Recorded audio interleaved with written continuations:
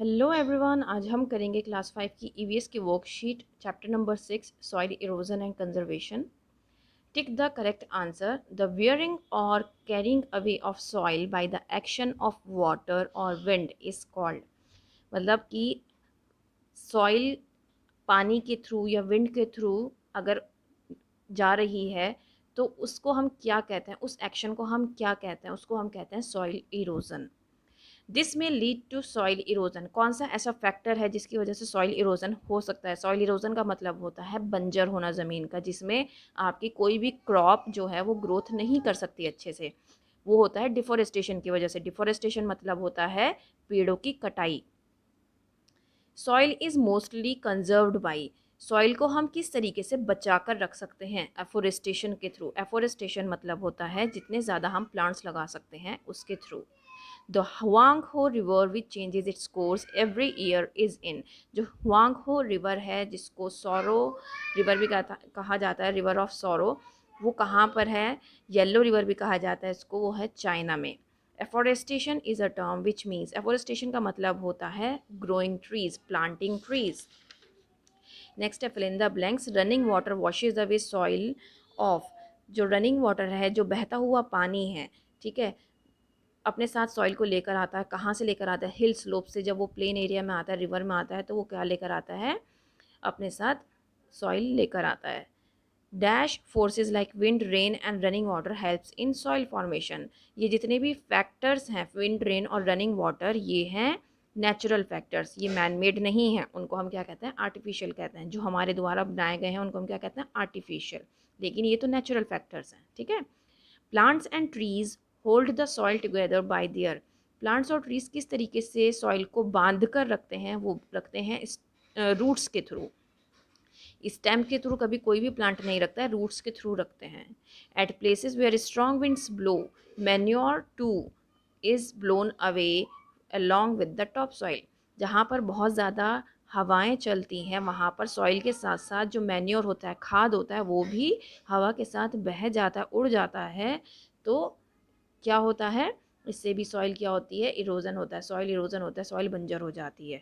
Match the following. Loss of soil का हम क्या कहेंगे? Soil erosion. जब हमारे सॉइल की कमी हो रही है, जो टॉप लेयर है वो हमारी निकल जा रही है। टॉप लेयर में हमारे सबसे ज़्यादा न्यूट्रिएंट्स होते हैं, जो प्लांट के लिए बहुत ज़्यादा फेवरेबल होते हैं, हर तरह से फ़ायदेमंद होते हैं। तो इसलिए वहाँ पर चांसेस ज़्यादा हो जाते हैं कि सॉइल इरोजन हो, जहाँ पर बहुत तेज़ हवाएं चलती हैं, क्योंकि हवा के साथ साथ हमारी जो टॉप सॉइल है वो उड़ जाती है।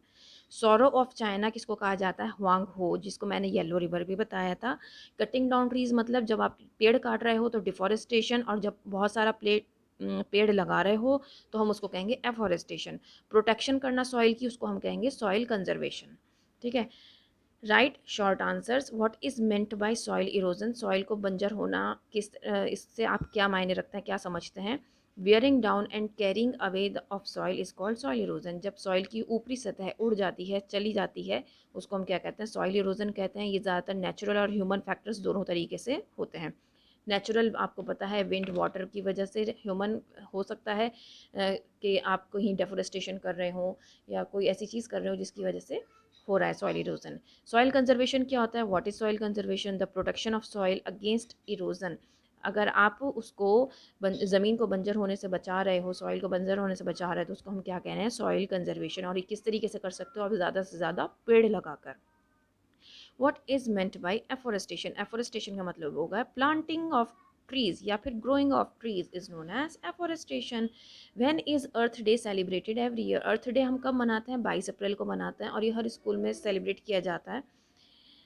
What do the 3 R's stand for. 3 R's यहाँ पर रुपीज़ नहीं है, ये आर्स हैं। रिड्यूस, रीयूज़ एंड रिसाइकिल, जो कि हम काफ़ी टाइम से पढ़ते आ रहे हैं, और पॉलीथीन बीच में बैन भी हो गई थी और अब फिर से उनको स्टार्ट कर दिया गया है, जो कि नहीं होना चाहिए था। Now answer these questions. Why do we say that soil is the foundation of life. आप कैसे कह सकते हो कि सॉइल हमारी फाउंडेशन है? फाउंडेशन मतलब नींव है हमारी ज़िंदगी की। हम इसलिए कह सकते हैं क्योंकि जो सॉइल है वो अपर मोस्ट लेयर जो होती है अर्थ की, वो किस चीज़ के में सपोर्ट करती है? प्लांट्स को ग्रो करने में सपोर्ट करती है, जो कि हमें क्या देते हैं? खाना देते हैं, जिसकी वजह से आज हम जिंदा हैं। और प्लांट से हमें क्या मिलता है? ऑक्सीजन भी मिलता है। तो हम ये बात कह सकते हैं कि जो प्लांट्स हैं, जो सॉइल है, वो हमारी क्या है? फाउंडेशन है, नींव है, क्योंकि अगर प्लांट्स नहीं होंगे तो हमारी लाइफ भी अर्थ पर पॉसिबल नहीं है। और प्लांट्स कैसे हो सकते हैं? सॉइल की वजह से हो सकते हैं। सॉइल कैसे टिकेगी? अगर उसकी हम प्रॉपर एफोरेस्टेशन करें। एफोरेस्टेशन मीन्स जितने ज़्यादा हम प्लांट्स लगाएंगे उतना ज़्यादा सॉइल हमारी बंधी रहेगी। इरोजन हम कम से कम करें, सॉइल इरोजन ना होने दें। सॉइल इरोजन का मतलब होता है बंजर ना होने दें ज़मीन को, और सॉइल को बचा कर रखें, कंजर्व करें। How are soil formed from rock? Soil किस तरीके से बनती है रॉक से?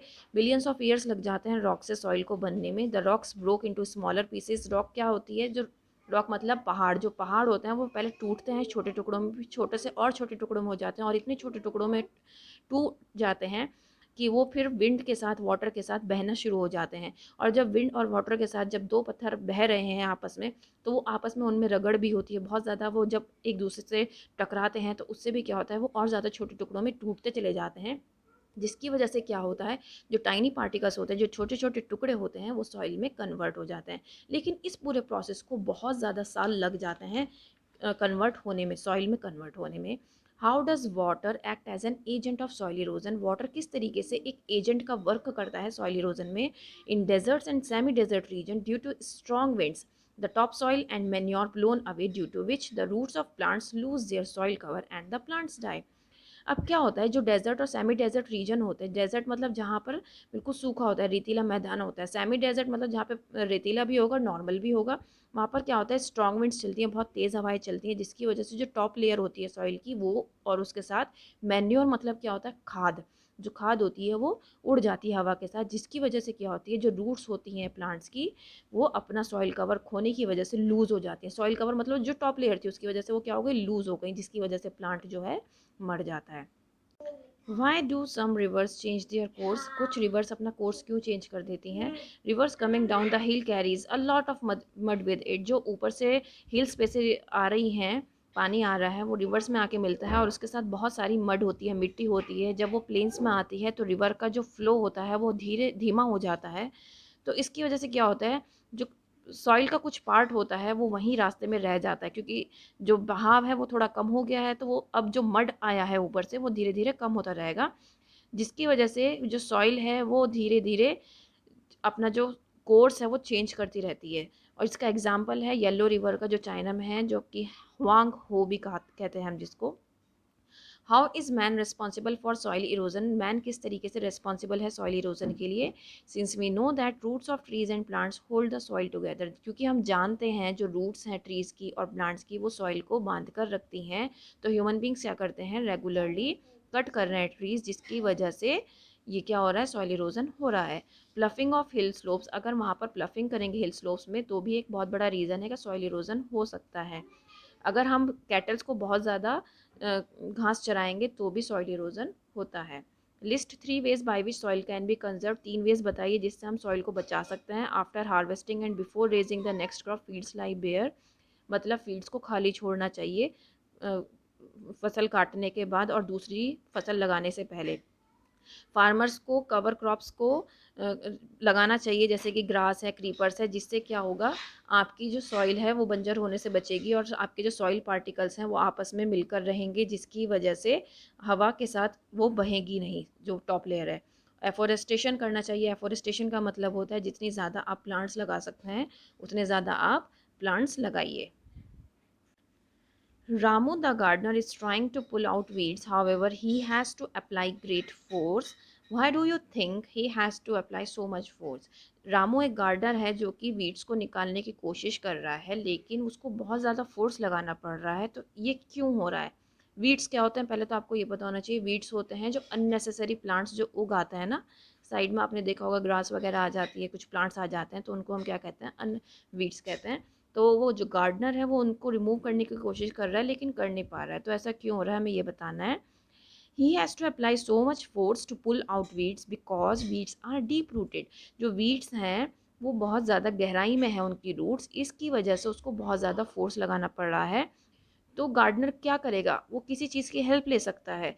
तो वो कुछ हेल्प टूल्स की हेल्प ले सकता है, जैसे कि एक हो होता है, गार्डनर हो होता है, उसकी उसकी हेल्प लेकर, जिसको हम हिंदी में कहते हैं खुरपा। आपने देखा होगा अगर आपके घर में गार्डनर आता है तो वो मिट्टी ऊपर नीचे करने के लिए भी उसका यूज़ करता है।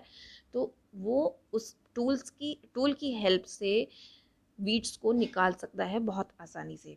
तो ये चैप्टर आपका कंप्लीट होता है। अब मैं नेक्स्ट चैप्टर का लेकर आऊँगी वर्कशीट। फिर मिलती हूँ एक नई वीडियो में, तब तक के लिए थैंक यू।